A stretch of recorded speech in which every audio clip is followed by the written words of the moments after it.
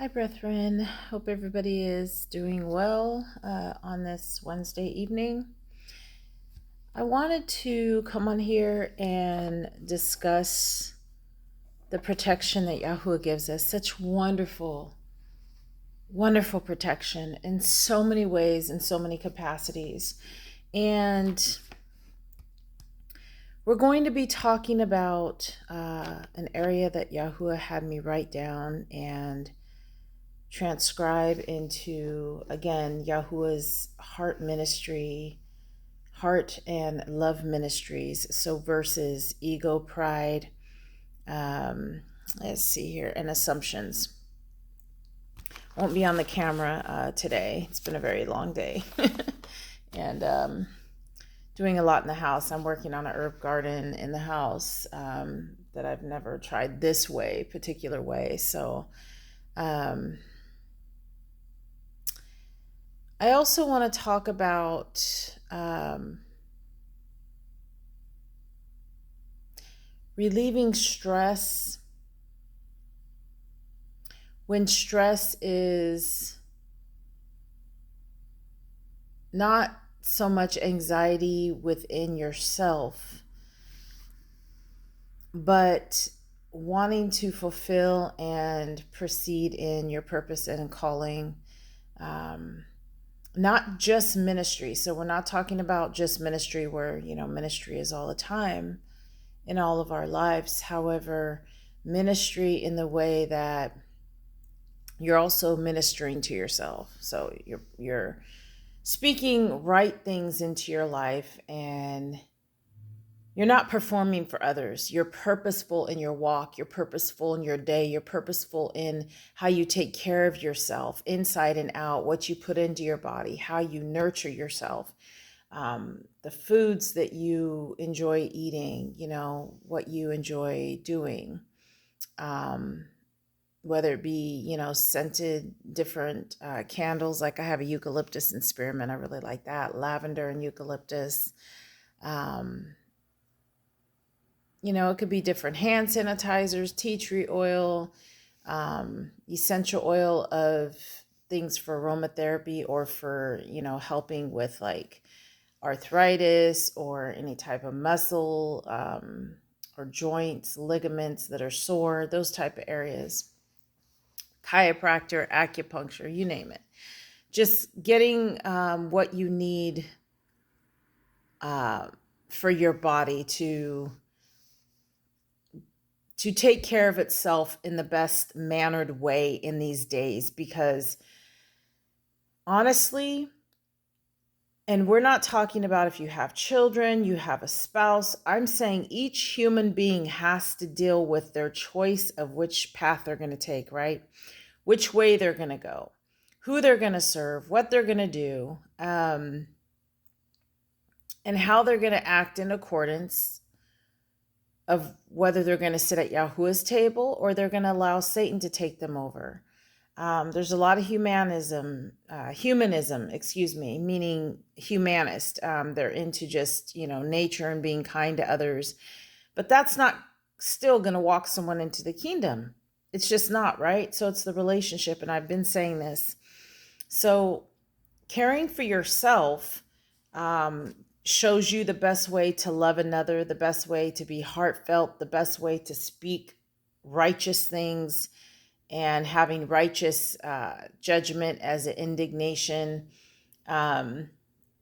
being heartfelt, being truthful, not stumbling or humiliating your brethren, or having, sexual advances towards another that is not betrothed, that is not called to you, that's not your mate, right?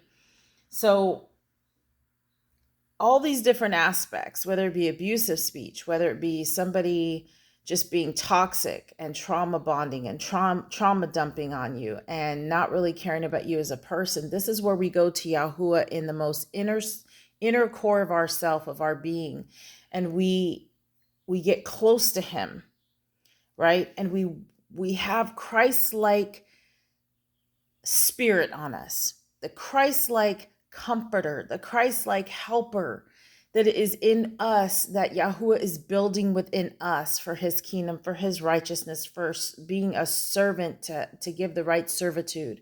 Whether you're on your job, whether you're in your own business, whether you're writing, whether you're honoring others, just strangers, to talk to them, however that may be, you are giving glory to him, right? And you're also enjoying life. And that's where I'm at. I want to really talk about that, the truth and the relationship and the promises of small things.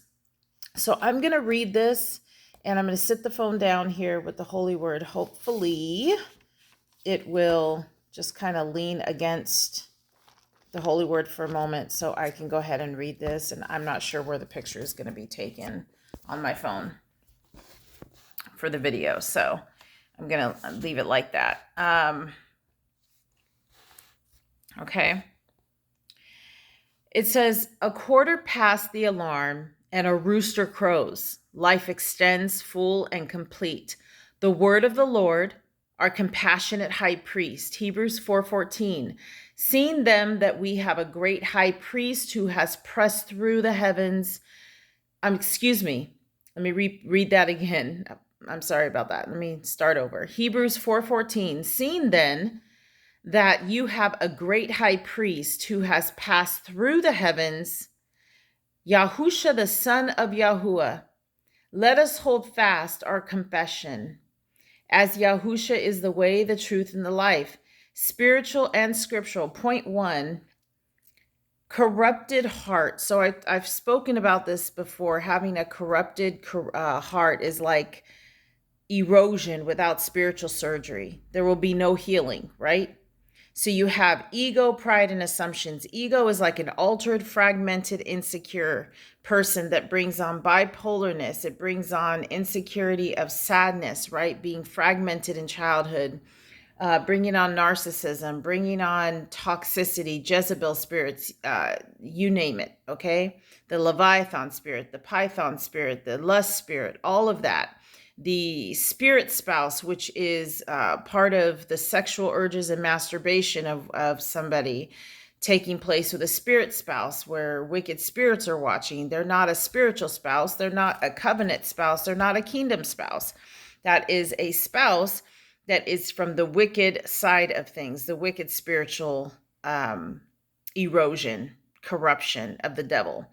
And that spirit spouse thinks that they have rights over someone who is lukewarm, someone who has just not dealt with their complete bothered self, their childhood trauma, the things that have happened. They haven't really come to terms with it. And that brings on spirit spouses through fornication as well. Pride, prejudice, a price, and a preface. So when I say preface, like when you write a book, there's a preface usually, right? It's the before the actual price or cost that it put upon a person to either write or to tell a story or to be an entertainer or to want to sell their soul. So that brings on pride itself. And when I say sell their soul, even though the enemy cannot really like take a soul, he indwells in the soul, unfortunately, with sick demonic entities. And that causes the soul to die. That causes the spirit to be vacant. And that's how the devil inhabits people. So that's also a pride spirit, which has to do with Jezebel and Leviathan, as well as the lust. Prejudice. They have a prejudice against others because they don't even like anyone. They are so insecure that they're trying to be godlike, but yet they're wanting people to worship them and put themselves above Yahuah, which is completely ignorance, it's fallacy, and it's delusional, and it will never work. Then we have assumptions. Presume, assume, and a participant. You have to have a participant for Satan to presume and assume that he can have assumptions of your life, your lifestyle, that he can take it over, that he can send those others that are like, not real people, to have masks and everything. They're just constantly running around sucking energy from everyone. So he assumes that based on that lifestyle of sin, based on unrepentativeness, based on lawlessness, that he can get someone through assumption of his own disillusionment, right? and illusion to perform some kind of act as, okay, if you do this for me, I'm going to give you this. But it's an assumption because it's not real, because Yahuah owns everything. Yahuah has everything created from him, by him, for him. So whether it's wicked or it's healthy and good and has been healing, the enemy, Satan, cannot actually own any of that. The land belongs to Yahuah. The universe, the earth, the everywhere, the dark area, the light area, everything is Yahuah's. So everything comes back to him, whether it be void and he has his son give judgment for that person's book of life and their unrepentant heart, or whether it's for light and goodness. Either way, it's an assumption on the part of Satan to think that he can control anything beyond what he can control. He has to ask for permission. He has to ask for permission by the throne room of heaven. And it has to be by Yahuah. So these are all the lifestyles that cause a corrupted heart. These are the thoughts that cause one to not get spiritual surgery and to not go in and clean out all the diluted areas. Okay. And it causes erosion, just like an engine eroding, a battery eroding. And if it's not clean, it'll break down. The vehicle won't run. Well, our body has to run. It has to run on light. It has to run on nutrition. It has to run on healing and the process of spiritual, healthy food of Yahuah. So what we say, how we speak, what we think, how we're thinking, how we're treating ourselves, how we're treating others, it matters. That's the relationship. We relate to the ship that Yahuah is running. The problem there is in the world is that people think we have to mend to them, that we have to, when we forgive, we have to be in their life, that we have to just let them do whatever they want. No, we don't allow that. We cannot allow that. There's a time for peace, care, being